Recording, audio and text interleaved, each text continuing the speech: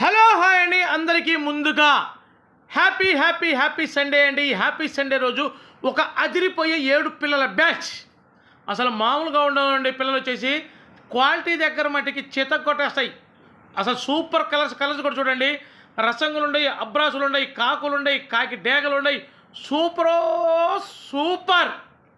ఈ happy Sunday రోజు మీకు హ్యాపీగా ఉంచడం కోసం ఒక టాప్ క్వాలిటీ 7 పిల్లల బ్యాచ్తో మీకు ముందుకు రావడం జరిగిందండి.